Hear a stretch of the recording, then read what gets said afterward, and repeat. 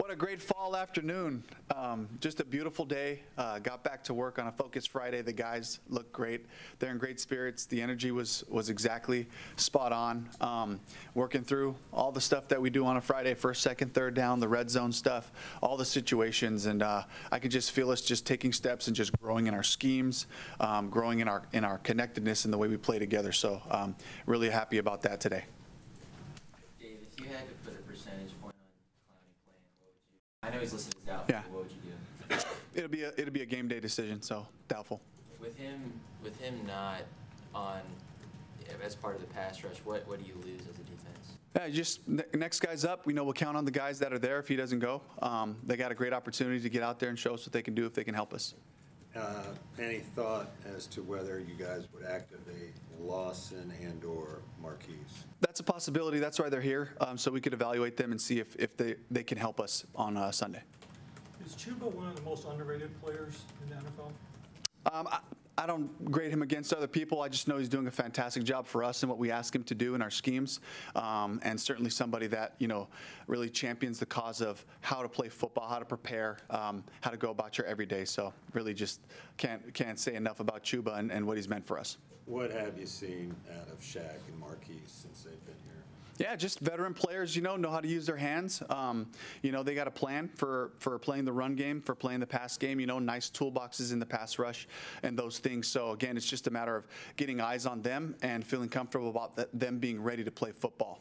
Yes, I was going to say, is the game shape the biggest or one of the biggest factors here? That's the question, right? Do we feel confident enough that they can go out there and play significant snaps to help us? Sanders he had a couple bad drops.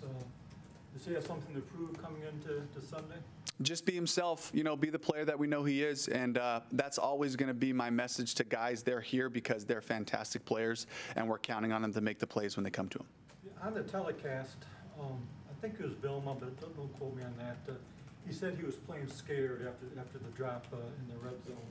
Is that something pretty tough to tag on a player? Should he have used another word, or is that something that... I didn't hear it, and I didn't see that after the play. Okay, he was blowing up on Twitter after that, so I was just wondering if it's been an issue at all. Cool. Thoughts on the Falcons as you kind of had a week now to kind of process them? Yeah, just a good, solid team, playing team football. Offensively, just Kirk being able to bring to life some of the talent that they have, Bijan Robinson, Tyler Algier, Kyle Pitts, Drake, just like all the guys that Darnell Mooney, just a lot of talent on that roster, and he kind of makes it come to life, and playing good team football, playing the style of football I like to see too. Just they have the run game, that they're continuing to try, and their pass game, they have nuance to the stuff they do. So defensively, just a group that takes pride in playing physical, playing together, and they show up. They show up angry at the ball, and that's in the secondary as well as up front. So a really good challenge for us. Given all the weapons you just rattled off for them. Yeah. Do you feel like this is a game where offensively you're going to have to match them score for score? I never think of it that way, really. I just kind of look for execution in all phases, and we got to play our style of football, and we can't allow the defense to dictate how we play. Sometimes game situations put you in a mode, whether you're in 4-minute or 2-minute and those types of things. But as far as the whole thing included, we got to play our brand of football, and we got to take care of the ball and play efficient, play complementary football so that we can make the whole thing come to life. Dave, all week you said Dane Jackson and Ian Thomas are really close. Yeah. What do you need to see from them from now until Sunday to be like, all right, you're activated? Yeah, they had a great week of practice. Their bodies responded well. That'll be a game day decision, game time decision as far as if we can get them up to help us. Do you have to think about Jordan Matthews with Tommy down? Yeah, we've been thinking about Jordan this whole time, just because he's been so valuable in what he can do and how he can help us offensively, but also on special teams. He's carved out a little bit of a role to be available that way. So these are all guys that we're considering for this week. Dave, there was a kick return for a touchdown last night. I don't know. Were there any revelations when you watched that and be like, okay, that's how you score a touchdown off a kick return? Nothing glaring, but a great play. Back to Ian. he is available to go, what does he help give you in the run game and in the tight ends as well? Yeah, just his versatility. You know, he's a big, powerful man, so in the run game, you can match him up in different ways. And then he's just, you know, as a tight end in general, he just gives us versatility with what we can do with him, you know, running some routes and doing those things. And those are all the things we counted on him coming in. And hopefully at some point we get him going, we can make that come to life. Just generally speaking, important NFC South matchup this week.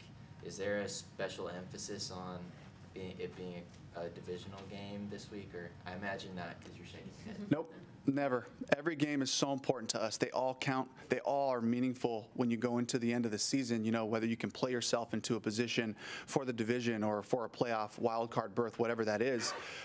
They all matter so much. So this is no different. You know, I don't expect any extra, there haven't been any extra motivational speeches. This is a good team. Every week we have to do our part so we can show up and play good football on Sunday. This is no different than the rest of them. Was being competitive in the division one of your goals? Absolutely. Our goal is to win the championship every year. That's everybody's goal, you know. And so for us, you know, it starts off with playing good football and trying to get our football right. And that's kind of been the message to the team is let's push in the direction where we're just looking for weekly improvement. Our focus is now, right now, to put yourself in position for down the road. Black helmets. Last Thoughts? one. Oh, the black helmets look amazing. Yeah, they really pop. I mean, it's a cool look. So a good little addition to what we're doing, you know. And of course, what am I going to say? It's about the football. Can we take care of the ball? Can we continue to improve our systems and all those things? But it certainly does look sharp. Thank you, Coach. Let's get an off-field question, if you don't mind. I know you're big on cardio. Have you been introduced to a mountain bike riding? I've done it a little bit, but that's not something that I've kind of dove way into. You know, as far as outdoors, we love to fish in our family, so that's where we spend, you know, most of our time in the off season. Around the 485 corridor, they have 27 trails. It's a very unique experience around here, and to keep up your cardio, you know, I'd recommend it. Might have to check it out. All right, thank you very much. All right, appreciate it.